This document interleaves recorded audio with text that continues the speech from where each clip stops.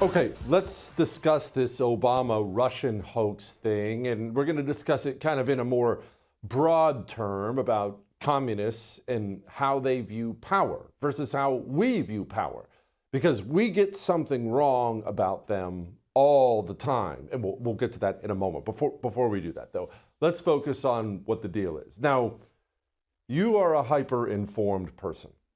I'm not trying to flatter you. You're here watching I'm Right on the First TV. There are a ton of things on TV, ton of things on your phone, your app, whatever you could be watching. Instead, you're watching this. You're someone who's interested in politics and power in your country. So you're very informed on the issues and the scandals and everything else. When I say that Barack Obama concocted the whole Russian hoax thing, used government power to destroy his political opponents, you're either A, not surprised, or B, you really knew a lot of that already. But here's the deal. It's one thing for you or me to sit here and talk about this, go out, get a beer, discuss it with friends. It's another thing entirely for Tulsi Gabbard, DNI, Director of National Intelligence, to not only talk about it, to lay it out in video form and call for heads. I'm going to hand her the show here for a couple minutes as she lays out what that filthy street communist from Chicago did. This President's Daily Brief document that was drafted for President Obama in early December that reaffirmed what the intelligence community professionals, as you say, had been assessing for the previous 6 months leading up to the election, which was that Russia neither had the intent nor capability to essentially hack the outcome of the U.S. election. As you said, President Obama's political appointees pulled that document before it could be published, and it has not been published until we released it today. And the very next day after they pulled that document, President Obama called a National Security Council cabinet meeting to discuss how Russia interfered with the election. Again, this is the first week of December. 9th, President right? Trump had already won. Correct. This is the December 9th meeting. That's exactly right. The December 9th meeting, we declassified and released what they call the summary of conclusions from that meeting. Then DNI James Clapper took the lead on what President Obama wanted done, and which was essentially create a document that tells us not if, but how Russia interfered with the election. President Obama delivered the conclusion that he wanted the intelligence community to reach and directed them to find and essentially create and manufacture the intelligence to support the conclusion that President Obama wanted to deliver to the American people. Once that document was drafted, the deep state kicked into gear and did what they usually do. They started leaking this classified information out to their friends at the Washington Post and others who are working hand in glove with the deep state to lay the groundwork for the assessment that they eventually released that served as the basis, once again, for this years-long coup with the goal of trying to subvert the American people's will and usurp President Trump from being able to deliver on the mandate that the American people gave to him when they chose to elect him as president of the United States. Okay, so I know that was a lot. Allow me to just briefly recap that in a little bit simpler terms for idiots like me. First, let's get this out of the way. In America, in politics, here in the United States of America, obviously we have two major political parties, Democrat and Republican. You understand that. You will politic with your party. There's no question. You'll play politics. Republicans will serve Republicans, and Democrats will serve Democrats, and they'll attack Republicans, and Republicans will attack Democrats. You understand all that. But once you are in elected office at any level, president, mayor, everything in between doesn't matter. Once you are in elected office, it is actually the law that all that political stuff stops. Yes, you're still a Democrat, and you're going to push forward Democrat priorities, but you don't get, it's not allowed, it's against the law to use the forces of government for political reasons, for elections, to attack your political opponents. That is not only wrong, sick, and evil, it's against the law. Just so we're clear about that. I know that's a basic point. Now let's get to the other point she just laid out. 2016, Donald Trump wins an election, shocks everybody. Barack Obama is still president of the United States of America, remember, until Donald Trump is sworn in. Barack Obama's intelligence guys bring him a document that says, hey, these Russians, I know we're trying to paint Trump as a Russian stooge and whatnot, but they didn't hack the election. They didn't want to. In fact, this document shows they couldn't even if they wanted to.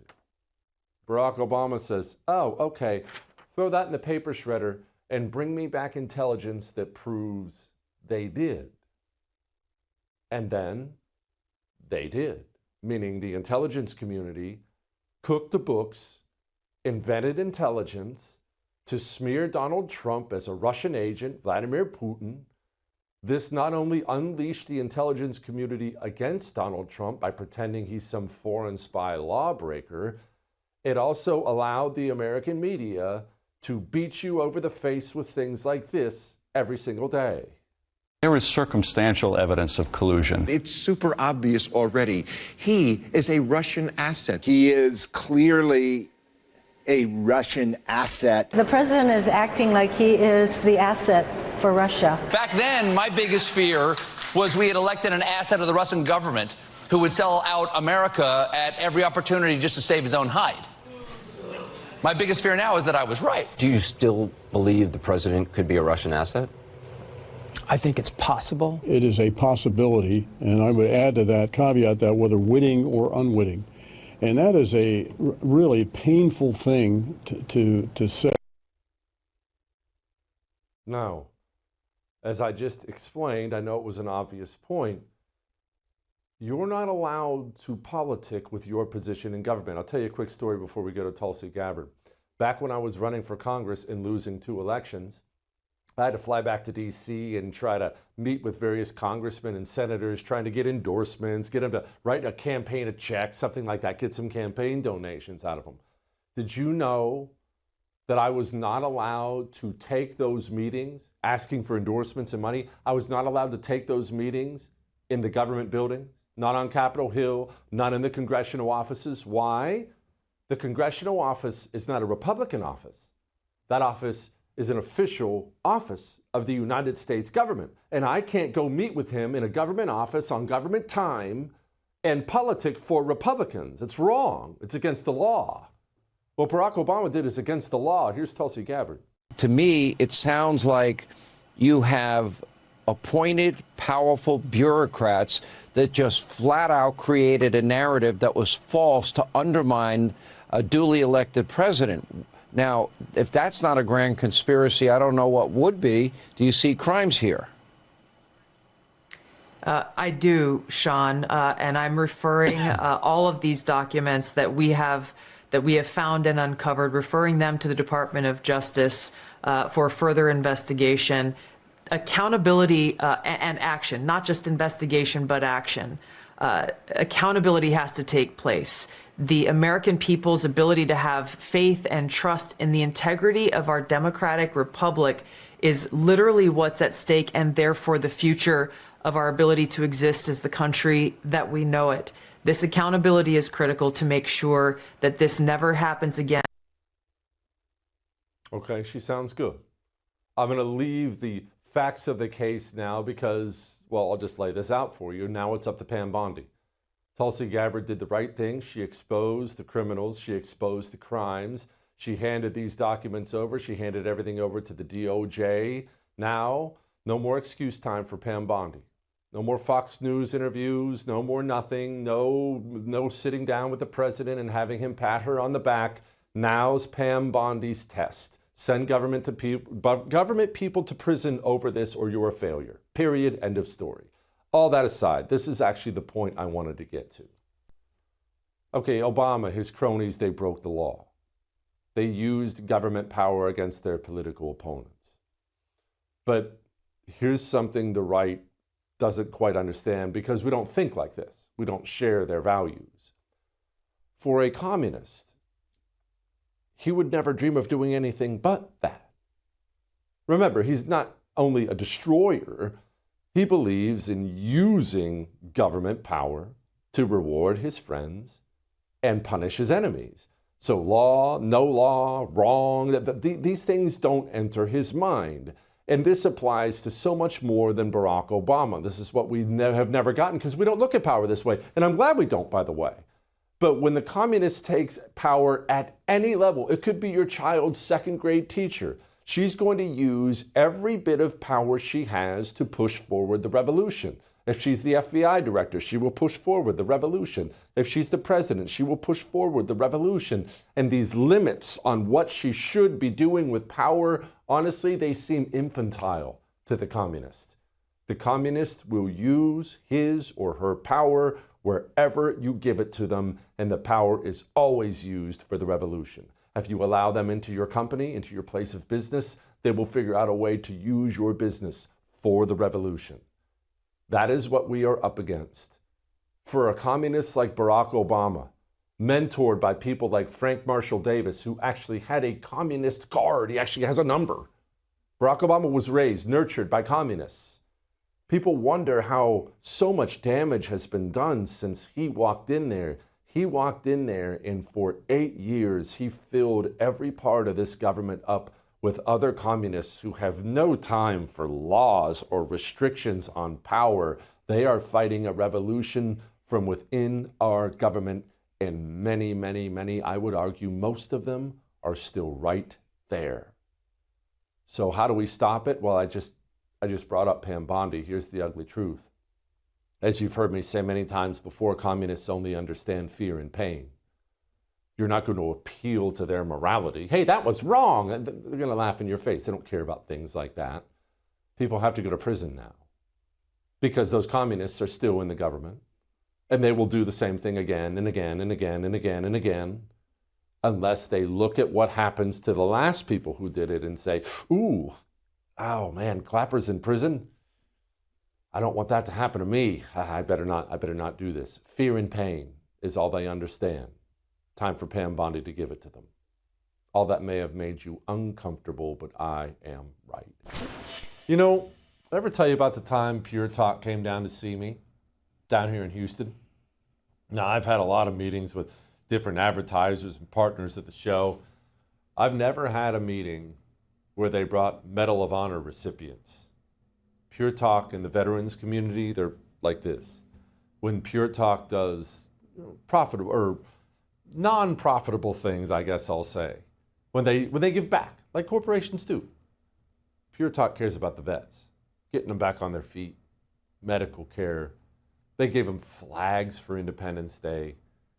On top of providing great service, mobile phone service, Pure Talk cares about the people we care about. You don't need Verizon, you don't need AT&T, you don't need T-Mobile. Switch to the cell phone company that actually cares about this country.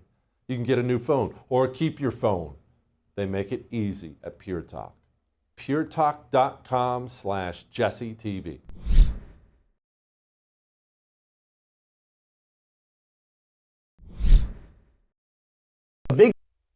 Oh man, did that age like a gallon of milk on my front porch in Houston in the summertime. Joining me now, my friend Ned Ryan. You can, of course, find him at AmericanLeviathan.com.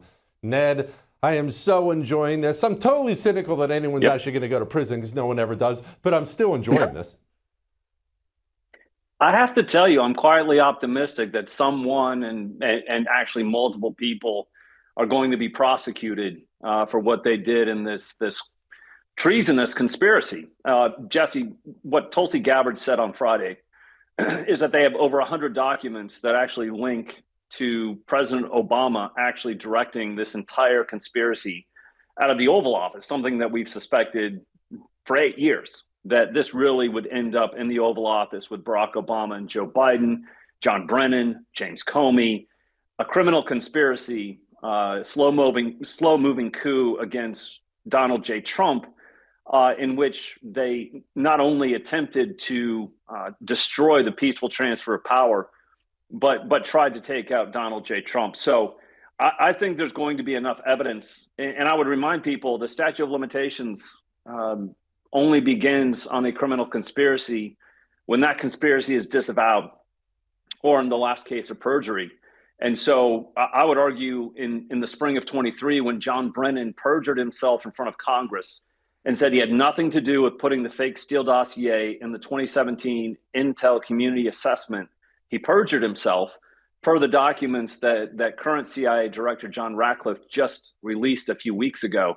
So I would argue, if you say it's a 5-year statute of limitations on a criminal conspiracy, we've got until 2028 to pursue this. And the other thing I'll say is this, Jesse, I want to be very clear on this. I didn't make the rules, but now the rules are that you can actually prosecute an ex-president, a former president, give him a mugshot and prosecute him. And I think we would be, I sincerely hope that Pam Bondi, Kash Patel actually go and pursue and prosecute Barack Obama for his treasonous and seditious conspiracy against Donald J. Trump.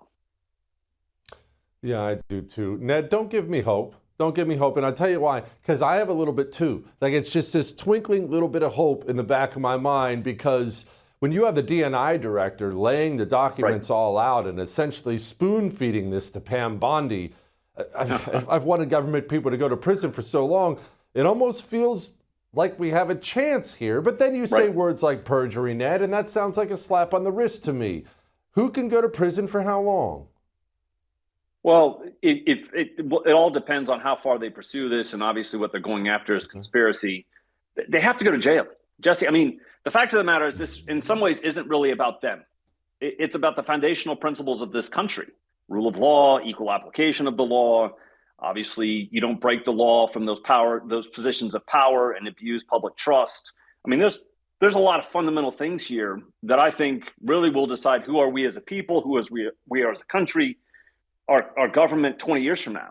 And so I think it's incumbent upon Pam Bondi and Kash Patel to actually pursue this all the way to the end, and that there are actual consequences for this, because it's a fundamental issue to me. If there are no consequences, it tells people that there's not real rule of law, there's not equal application of it, and it continues to build the distrust of the American people and their institutions, which I think is another fundamental issue, and it's a critical issue for this country. When people lose trust in their institutions, everything starts to fall apart. And when you use the DOJ and the FBI, our intel community, as political weapons against political opponents over policy differences, and there's no consequences for it, how on earth are you expecting the American people to trust these institutions in the future? So Pam Bondi and Kash Patel, I hope, understand the gravity of this situation. And I hope that they will actually build the case in such a way. And I think that Tulsi's given them a ton of documentation to be able to take this all the way. And I think it's going to go to Barack Obama, Joe Biden, Hillary Clinton, Andrew McCabe, James Comey, James Baker, General Counsel of the FBI, John Brennan, and James Clapper. And that's just a start. I think there's more, including Susan Rice, that should be held accountable for their actions. Ned, by the way, I just want to be clear for everybody watching right now in the White House, I am not making pre-excuses for Pam Bondi. But I have heard, and I know you've heard the same thing, you have great sources too, Pam Bondi's trying to clean out the DOJ because there's so many filthy communists in the DOJ.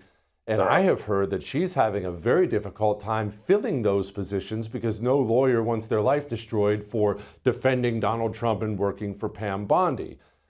Does Pam Bondi have the troops she needs to take these people down? I hope so. And I also hope the White House will empower the DOJ to fill some of these slots in which, there were leftist attorneys, DOJ lawyers that left as soon as Pam Bondi and Harmeet Dillon, everyone else walked into that building. There are plenty of slots that can be filled, should be filled with available conservative talent. And I hope that the White House clears the DOJ to be able to fill those positions and not find themselves hung up on, well, we're going to have cost savings. This is a moment in time in which I think the DOJ needs to be fully empowered with all of the conservative lawyers that it can find to fill those slots that were emptied by the leftist lawyers that left the building out of protest when Pam Bondi and Harmeet Dillon and others walked in. So I hope the White House is not limiting the DOJ in their capabilities. Ned, switching gears at least a little bit here, we seem to be getting good rulings for clearing out the Leviathan, for clearing out the bureaucracy. What have we seen? Are you happy? It sounds like the kind of thing that would make Ned dance for joy. It's a significant start in the right direction, Jesse. I mean, the recent Supreme Court decision in regards to Trump's dealing with the Department of Education, being able to shut it down, I think that's a massive step in the right direction. We've seen 22,000 roughly federal employees that have left the federal government since the beginning of this administration. Step in the right direction. I think it's one thing where Trump's going to have to continue to push this. I'm not going to be happy unless you see the Department of Education completely shut down. I know we've discussed this before. The building imploded and his Garden of Heroes built over where the Department of Education used to be. And then he keeps on going. He shuts down HUD and one or two other departments. And then the 22,000 is a nice start, Jesse, but of its own volition, before Donald Trump even showed up, 800,000 federal employees by this government have been deemed non-essential. So until we get to the 800,000 number and reducing the federal government by that figure, I'm not going to be happy. I mean, this is a moment in time in which Donald Trump, and I applaud him and I applaud his administration for doing what they're doing already, but they need to continue pushing hard on this to make sure they completely dismantle, or at least give us the steps in the right direction to dismantle this administrative state, destroy this bureaucracy, and again, shift the balance of power in which the duly elected representatives are the ones in charge now, and any bureaucrats that are still around are answering to the duly elected representatives of the people, and that they fully understand the ones who decide and the ones who govern in this country are those that are elected by the American people to be their representatives. It is not rule of the bureaucrat, and we have to destroy that to make sure that we understand, people understand, in a constitutional republic, it's the duly elected representatives of the American people that decide, not the bureaucrats. Ned, there's always a big story or a big issue we're ignoring, myself included. You know, we chase headlines. I try to see past them, but I fail. What aren't we paying attention to right now? I think we're paying attention to most of the big issues. I will say this, one of the things that, I mean, I love Donald Trump. I love this administration. They're making massive steps in the right direction. I don't want to lose sight of this battle over mass deportations. I think that's one of the issues that we need to continue to push on. I'm not interested in amnesty at all on any level. I'm not interested in a carve out for farm workers, because if you give them a carve out, then the restaurants, the hotel business, everybody else is going to want to carve out. This is our chance and our opportunity to continue to push to decouple our economy from illegal immigrant work. And so I think that's one thing that we don't want to lose in the shuffle of everything that's taking place. A lot of great things happening. Let's not lose sight of this. And I will say this too. The other thing that I want to stress, and it's one thing that we do very well at American Majority Action, the C4, let's not lose sight that the midterms are coming up. And it's November of 26. It's going to come up a lot sooner than we think. And there's a lot of important work that needs to be done in a lot of the key House districts. 2026 to me, Jesse, is about the House majority. I feel fairly confident about the Senate, but we need to start talking about doing more voter registration, absentee ballot generation, because the last thing we need to see happen is for Democrats to take the House back and impeach Trump literally the first day they're probably sworn into office and derail everything that Trump is attempting to do. So I would say a couple of those stories right there. I'm not going to lose focus on that, because I think they're absolutely key for us holding on to power in 26, in 28, and 30, so that then the census numbers can kick in and we can gain anywhere from 13 to 25 electoral votes and House seats in red states. Yeah, absolutely. Ned, thank you, brother, as always. Don't you think it's weird that there's a low-T men's clinic on every street corner now? What's that about? Why is that? Well, let me explain. The United States of America, we have synthetic estrogens in our water. This really comes from birth control and everything. It's in our water. It's in the water you drink, yes, even your bottled water. You shower in estrogen. The result of this has been a 50% loss in our testosterone in 50 years. In half a century, we've lost half the testosterone in this country, and men know it. Men, maybe you, sad, depressed, no energy, getting flabby, can't figure out why. Your T levels are too low. Reverse that with a natural solution, natural herbal supplements from Chuck. Don't go get a needle in your arm. Go try a male vitality stack. You want a 17.76% discount? Go to chuck.com/JesseTV.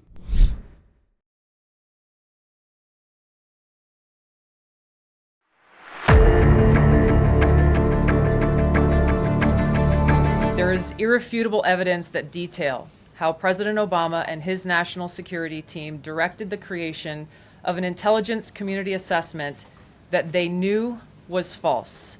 They knew it would promote this contrived narrative that Russia interfered in the 2016 election to help President Trump win, selling it to the American people as though it were true. It wasn't. The report that we released today shows in great detail how they carried this out. They manufactured findings from shoddy sources. They suppressed evidence and credible intelligence that disproved their false claims. They disobeyed traditional tradecraft intelligence community standards and withheld the truth from the American people. I am really struggling not to get my hopes up. I watched that Tulsi press conference earlier today. I've been talking to you about all this week. This has gone well beyond me running my mouth about it on television. The DNI standing in front of the American people saying things like, what'd she say, irrefutable evidence? Is someone going to go down for all this? Joining me now, the guy who was on this a long time before today, Lee Smith, author of, well, so many wonderful things, but the book Plot Against the President, Disappearing the President, The Permanent Coup. None of this stuff is news to Lee. Okay, Lee, Obama being the engineer of all this is, of course, something you and I have talked about for ages. Well, you've told me about for ages. You've been all over this for a very long time. Can somebody go down, and I mean somebody big, not some useless idiot lackey at the FBI? This sounds serious, Lee. I don't know if Obama is going to go down. Okay. I mean, he's a former president of the United States, though, of course, what the DNI, Tulsi Gabbard said is exactly correct, that intelligence community assessment was changed on Obama's orders. And in fact, that's been out there, and it didn't even take an investigative reporter to get to the bottom of that. That's what their own press was saying. It's Obama who ordered it, and he wanted it done before he left office. So all that is exactly true. Again, whether that points to criminal activity on Obama's behalf, I don't know. But Jesse, the big news that I'm here to bring you, I don't know if it's news, but maybe a new mood. There's lots of reasons for optimism, and one of that, the main reason is that the right people are on board. Donald Trump on the campaign trail promised to put an end to the weaponization of the federal government, and he put people in positions where they can make that happen. Tulsi Gabbard is one of them, but I mean the top name on there is Kash Patel, and reports in particular from John Solomon show that that Patel is right now working on a very large conspiracy case going from 2016 to 2024.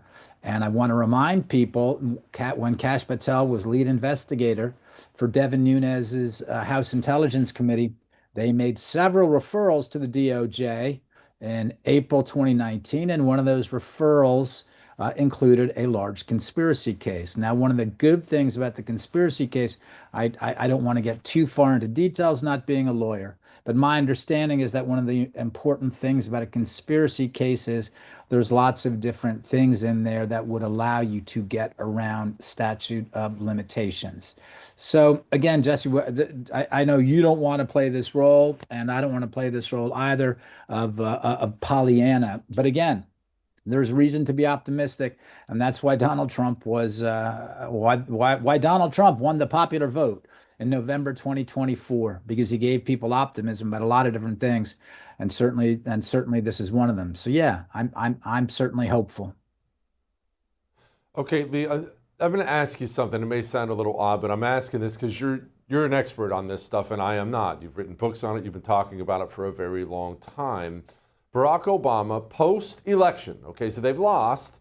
Donald Trump's coming into the White House, takes this extraordinary step, and now we have the documentation. It's not arguable. He takes the step to weaponize the CIA, FBI against Donald Trump.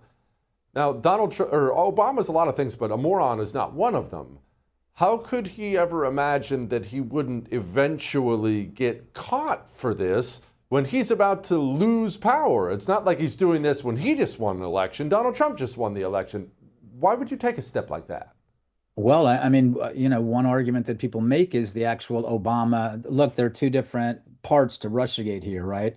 There's the part before the election, and what we're looking at is a Hillary Clinton campaign dirty trick, vilifying Trump as a Russian agent. The real problem there is that the FBI used that allegation to spy on the Trump campaign. So that's the real problem there. Not a dirty trick in the campaign. It's rotten, nasty, but nothing worse than what LBJ might have done. The real problem happens after the election when Barack Obama takes control of it. So arguably one of the things that Obama was doing with that operation was covering up the FBI spying on the Trump campaign. And look, Barack Obama and Barack Obama associates and affiliates kept Donald Trump tied down during the entirety of his first term. Joe Biden won in 2020. Had Donald Trump not been elected in 2024, Jesse Barack Obama's gamble would have paid off richly, right? He got away with all this stuff and no one was ever the wiser for it. There were a bunch of clowns like Lee Smith, driving their family up the wall by writing 3 books about this over the course of 5 years. But aside from conspiracy theorist lunatics like Lee Smith and his friend Jesse Kelly, whom he talks about this nonsense with on TV, no one believes it. No serious people believe it. Barack Obama, there was never a scandal in his administration. Deal with the facts. That would have been the case. And that's why you see the press losing their minds right now. And that's why you see the Obama office releasing a statement regarding Trump, what they call Trump's bizarre allegations. So Obama very nearly got away with it. And again, I'm optimistic, but there are no charges yet, right? Again, there are criminal referrals. There is reportedly an investigation underway, but there's still a ways to go before we see whether or not Barack Obama and Barack Obama aides will be held responsible for what they did. Again, what Kash Patel is looking at is 2016 to 2024. Lee, what did John Brennan do? You know more about this than anybody. What did he actually do? Director of Central Intelligence Agency shouldn't even be operating domestically, but all that aside, what did he do? Well, I mean, there's something, I wrote a piece about this last week for Tablet. He did something. There was something, this is actually important, for everything that Brennan and other intelligence chiefs said about all of the intelligence that they were getting regarding what Russia was doing with Trump officials. There was only one genuine piece of Russian intelligence that the CIA, that U.S. spy agencies picked up regarding Trump and Russia, and that was this. The Russians understood, because they'd been hacking the emails of Clinton associates, the Russians understood that Hillary Clinton had part of Hillary Clinton's 2016 campaign was to frame Trump as a Russian agent. So the Russians were aware of this. When this intelligence came in to the CIA, it came in from an allied service. When it came to the CIA, Brennan was supposed to spread the word that this happened. According to John Durham's report, it seems that John Brennan, or someone close to John Brennan, buried this information. And so that could get Brennan in quite a bit of trouble. This is known as the Clinton Plan Intelligence. And it appears that Brennan might have buried that intelligence and he might have tampered with evidence. So I think that this is something that people will be looking at DOJ, at the FBI. And this may be one reason why John Brennan was referred by CIA Director John Ratcliffe to Director Kash Patel for an investigation. Is there somebody, I mean, the Brennans, the Clappers, the Comeys, the Obamas, these are big names that most people, I mean, anyone who reads Lee Smith is going to know these names. Is there another name, because there usually is a name behind the name, who's doing a lot of evil deeds? Anita Dunn is one of these type of people. Is there a name behind the name that we should be talking about more, who has their fingerprints all over this? Very good question. I would say, and this some people have reported on this guy, but this was a powerful official at Obama's DOJ, a man named David Loffman, and David Loffman was responsible, or David Loffman was part of the driving force in the Crossfire Hurricane investigation, which was investigating Trump aides, Michael Flynn, George Papadopoulos, Carter Page, Paul Manafort, and another Trump aide. And so it was David Loffman who was using the FARA statute to target Trump aides. So I think David Loffman is probably a name that people should be aware of, and should be checking out. Weirdly, David Loffman was also part of the attack on Brett Kavanaugh. So Loffman is a name that Americans should be aware of. Another one of these communist henchmen who goes in there and does what he does. Lee, as always, thank you, brother. I appreciate you. I love chips. I'm a chip freak. I am. But I also have this thing called cholesterol. Maybe you've heard of it.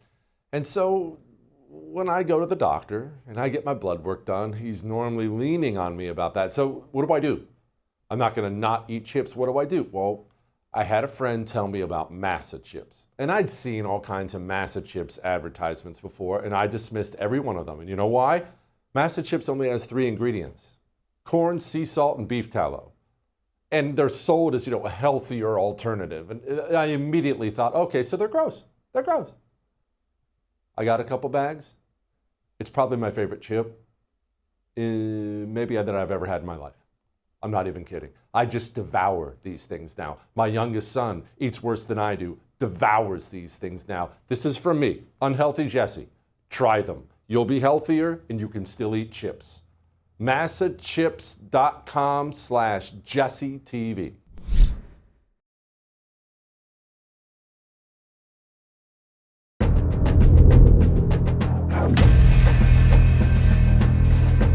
This new information implicates former President Obama in criminal behavior?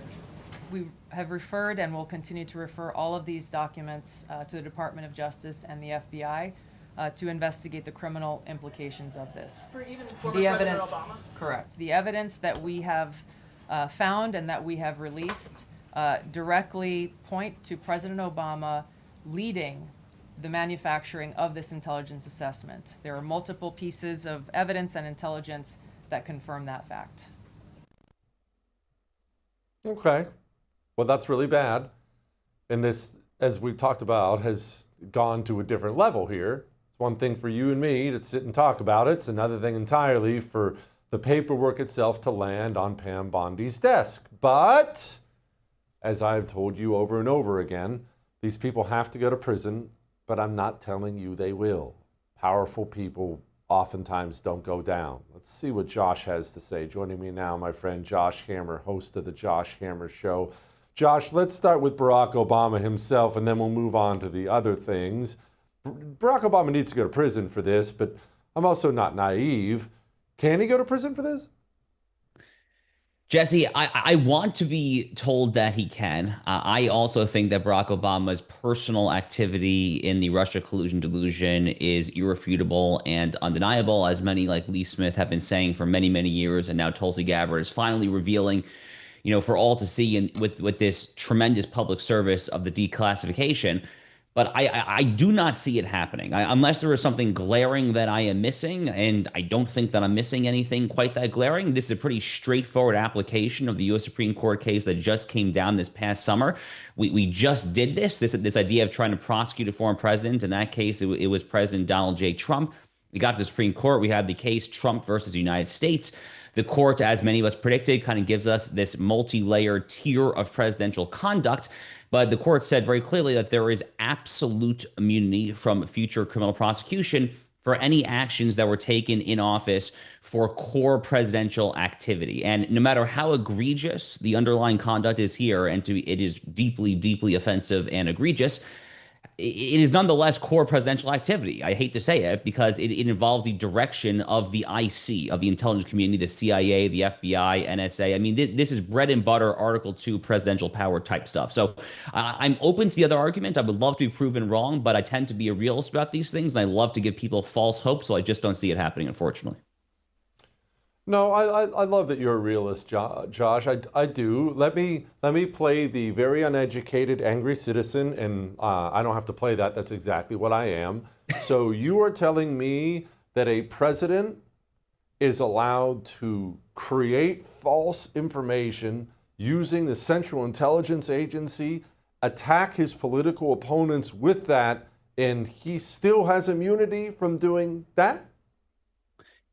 So, I mean, when you phrase it like that, and look, I really, really want to say no, but if you think about what he's actually doing there, he is directing the intelligence agencies to purportedly act in accordance with gathering intelligence. Now, we know that's not what he's actually doing there. He's trying to create this whole fraud, this hoax on the American people, trying to handicap the Trump presidency, in this case, before it even started, back during the transition period. And sure enough, that's exactly what happened, by the way, when Jim Comey tapped Bob Mueller. The Mueller probe takes up literally more than half, over 2 years of the 4 years of the first Trump term. So the Obama plot was unfortunately phenomenally successful in undermining much of the Trump presidency there. But this does seem to me like it falls under the absolute immunity category of the Trump versus United States opinion at the Supreme Court. I'll give you an example of something that would not fall under the category of absolute immunity. If Barack Obama, you know, there's these rumors of Barack and Michelle getting a divorce. If Barack Obama finds Michelle Obama sleeping with someone else and then in a fit of rage takes out a gun and shoots the guy dead there, okay, that's not core Article 2 presidential power. That's a local homicide for the Washington, D.C. prosecutor's office and the Washington, D.C. police. But something like this, unfortunately, I do think Jesse would be immunized there. And I appreciate what the administration is doing very, very, very much there. But I think they're getting a little ahead of their skis when it comes to the specific threat of prosecuting Barack Obama. Okay. All right. Let's set him aside then. That sucks, but that's life. Who can go down, Josh? John Brennan, James Comey? I mean, to use your position, high up position in these powerful agencies to politic on behalf of Democrats and attack the incoming Republican president, that sounds like a crime that should send you to prison for the rest of your life. Can they go down? So look, I mean, I'm the lawyer, right? So I'll play the part of lawyer. I mean, here's how it works. When someone does something really, really bad, you still need a specific statute that outlines what that person did wrong. And it has to be within the period of the statute of limitations. The statute of limitations cannot have expired, unless of course you're Alvin Bragg, and then you somehow find a way to get over the 5-year statute of limitations for the misdemeanor there, and then the ridiculous Stormy Daniels prosecution. So there are some very creative ways here, and we can talk about that a little bit more if you want to. But, Jesse, upon looking here, I haven't necessarily seen Pam Bondi, the DOJ, outline what their theory of the case is yet. That's probably because I'm not sure they have one yet. This is very much a new unfolding situation there. There are a few possible statutes that come to mind. There's 18 U.S. Code Section 242, which is a federal criminal conspiracy to deprive constitutional rights. That has, I believe, a 5-year or at most a 7-year statute of limitations, but I believe it's a 5-year statute of limitations. There's the Espionage Act, I guess, in theory. I mean, that is what the Democrat lawfare complex used against Donald Trump in the Mar-a-Lago classified documents case. It's a very, very sloppy fit here. There's seditious conspiracy. I mean, conspiracy to literally commit treason, which is basically what Tulsi Gabbard and Donald Trump himself are saying there. I think that also has a 5 to 7 year statute of limitations there. So you would have to start to get a little creative here when it comes to trying to start the tolling of the statute of limitations at a later date. I don't pretend to know exactly how that would work, but that's the kind of thing that you would basically have to do. So it's possible, but I think that there are potentially glaring statute of limitations problems, which makes sense, frankly, given that we're talking about conduct that took place at this point almost a decade ago. What about jurisdiction, Josh? Everybody and their brother knows a Democrat cannot be convicted of anything in Washington, D.C. because it's only communists who live there, therefore only communists in the jury pool. John Solomon and others have said this case could very well be moved to Florida. What say you? Well, there's no reason in theory why it couldn't be moved out of Washington, D.C. I can't necessarily think of a reason why it has to necessarily be in Washington, D.C. But yeah, he's right. John Solomon is right that assuming that you have a case, assuming that you've somehow managed to solve the statute of limitations problem, you found a statute that fits the crime there, and we've dot all the I's and crossed all those T's, then yeah, it's entirely possible that a jury pool could basically sink this before it even gets going there. That's always an issue, of course, when it comes to these blue city jurisdictions there. Look, Jesse, I guess kind of zooming out here, it's very frustrating because I want to say that what I really feel, which is that this was treason. I mean, this was horrific behavior, and it is loathsome. It is offensive to me as an American citizen, as an American patriot. It is deeply offensive that there has not been a smidgen of justice other than the former FBI attorney Kevin Kleinsmith, who forged a FISA surveillance warrant to spy on Carter Page. He's the only one who's paid any price, and he just had 12 months probation and 400 hours of community service. So he got absolutely nothing. So I hate the fact that none of these people are doing perp walks and handcuffs and serving time behind bars. But again, I have to play the part of lawyer here, and it's tough. It's an uphill slog, honestly. All right.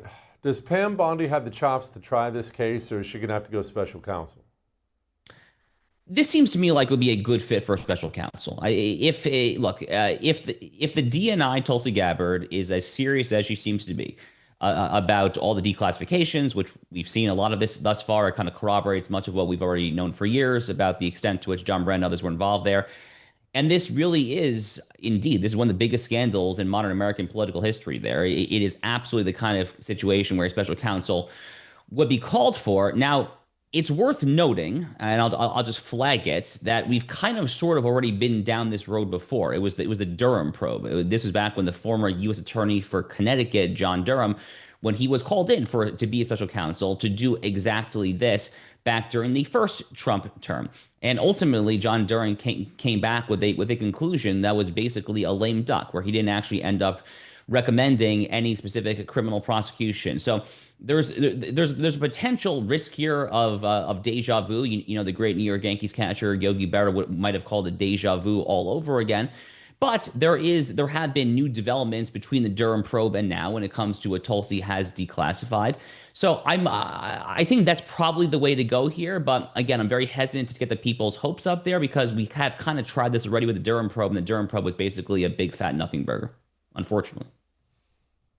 Okay, finally, final one. Adam Schiff, is he going down for mortgage fraud, or is this more wishful thinking? Okay, so that is probably the highest probability item here. I'm not going to confidently predict that he is, but there is no real kind of glaring kind of structural legal issue that leaps off the page there. There's not a Trump versus United States Supreme Court opinion on presidential immunity. There's no kind of glaring statute of limitations problem there. At that point, you're kind of getting into a factual dispute. May the best lawyer win. Pound the table, convince the jury, that sort of thing. So that's the kind of courtroom drama that I love, that you love, that we all love there. That strikes me as a much higher probability, frankly, if I'm just being very realistic, than what else we're talking about here. He's the host of the Josh Hammer Show. If you want more of this stuff, thank you, brother. I appreciate you.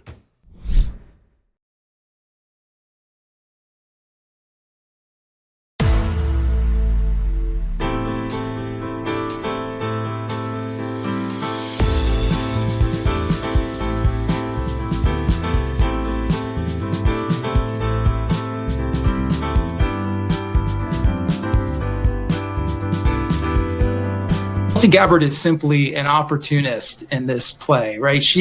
Her star is falling. Her analysis was thrown out the window on Iran. She embarrassed herself with that somewhat bizarre video about nuclear weapons in Japan. And so she's using this as an opportunity to get herself back into favor with the White House. That's my personal assessment. But this seems to be kind of the State of the Union for what we're in right now. Well, that's very interesting. Not for what I just heard, but for what I didn't hear. Joining me now, the great Miranda Devine, host of the Pod Force One podcast and of course, fantastic columnist with an Australian accent. Miranda, I didn't hear a denial. I heard some personal smears, but I didn't hear a denial. Did you hear a denial? No, I didn't. And I think that these Russia hoaxes are actually being quite careful now. James Clapper has just admitted that he's lawyered up. I heard that John Brennan was looking to go and live in Ireland. I don't know if that's true, but I got a tip from somebody. So I think that they are worried because it's a very different beast to be in the crosshairs of federal prosecutors compared to congressional investigators. I think a lot of conservatives are pretty cynical now. They think that nothing will ever happen to these people. It's been a long time. I mean, they started this hoaxing in 2016, maybe even before. And I guess people have given up. It's almost a decade, but I think that there's enough evidence now, and Tulsi Gabbard has been incredible. The way they used AI to scour the archives and put together this quite damning dossier of information, or actually several of them now. We've got the CIA. John Ratcliffe has done a great job. He kicked it off. And now Tulsi Gabbard has come in with a couple more tranches. So it's all what we knew happened, but we really couldn't prove it, at least not enough in a court of law. But it looks like she's piecing together a pretty good case for the prosecution. Miranda, can you dive for a couple minutes into the role of DNI? Brennan is understood, CIA director. Comey's understood, FBI director. But just the very role of DNI itself has a lot of people confused. What do they actually do? Because Clapper, from my sources, tell me if someone's going to burn, it could easily be Clapper for all this. What is the DNI? What they do to Trump? So the DNI is the Director of National Intelligence, and it's kind of a nothing job and an everything job. It's supposed to be coordinating all the now 18 intelligence agencies. Back then, when the Russia hoax was launched, there were 17, and it's basically to make sure that there aren't any sort of gaps where information gets lost between the agencies, like happened before 9/11. So it's more of a coordinating role. You can do nothing, or you can use that immense power because you sit on top of all those agencies. Effectively, the CIA, the FBI, the rest of them, DSA, they all have to at least answer to you somewhat. So she has the ability to ask for information, to go, demand information from all these agency heads and dig into their archives and call on their expertise. And that's what she does. She's also doing a few other things. She's, I think, taking a little bit of the power away from the CIA, certainly when it comes to the presidential daily brief. It's a job that she's changing the job description on the go as she sees fit. And she's been given a lot of authority by the president to do that. She's definitely in his trust circle. And I think she gets on very well, certainly with John Ratcliffe anyway, because they've been working hand in glove. Ratcliffe's not on Fox News every other minute, so we don't talk about him enough, but he's been doing a pretty daggone good job with the CIA, hasn't he? Yes, and you really wouldn't expect him to talk much as, the head of the CIA. You would expect that to be a kind of a voiceless role, just acting quietly in the shadows. But he's obviously made it his goal very early on to go and do a review of that pivotal intelligence community assessment that Tulsi Gabbard has just now told us that was fake, ordered by Obama, overrode the actual intelligence community view that Russia had not intervened in the 2016 election to favor Donald Trump. That was a lie, but that's what Obama wanted Clapper and Comey and particularly Brennan, who drove this fake intelligence assessment to do. And so what John Ratcliffe showed us a couple of weeks ago was he had the professionals, the career professionals, without fear or favor, to go through their archives, their assets, intelligence assets, and dig into how that pivotal ICA from January 2017 that said that Russia was intervening in the election on Trump's behalf, and that also included in it the totally bogus Steele dossier, to find out how that happened. And what John Ratcliffe's career professionals found was that John Brennan drove it, that he handpicked the analysts. And when a few of those analysts actually pushed back on him and said, look, this Steele dossier, we cannot include it because it's such a joke. It's so ridiculous. It's totally made up. It's not verified. It's farcical on its face. If we include it, that will discredit the entire assessment. He insisted, John Brennan, that it be included. And so previously we were told that it was just included as an annex. But no, it was included in the actual body of the report. So it really coloured and discredited that report. And there were several other very suspect things about that assessment, including the fact it was rushed through. Why was it rushed through? Why did Barack Obama insist that it be finished before the transition, before Donald Trump came into office on January 20th, 2017? Well, because they wanted to have an assessment that said what they wanted it to say, not the truth, that they immediately leaked before it was even finished to, their pet media mouthpieces in Washington Post, NBC, New York Times, etc. And that set the stage for Donald Trump to enter office as a marked man, as somebody seen as illegitimate, as having been voted into office only because Vladimir Putin tilted the scales in his favor. That really sabotaged his presidency. And as Tulsi Gabbard called it yesterday, it was a years-long coup by Barack Obama against his successor.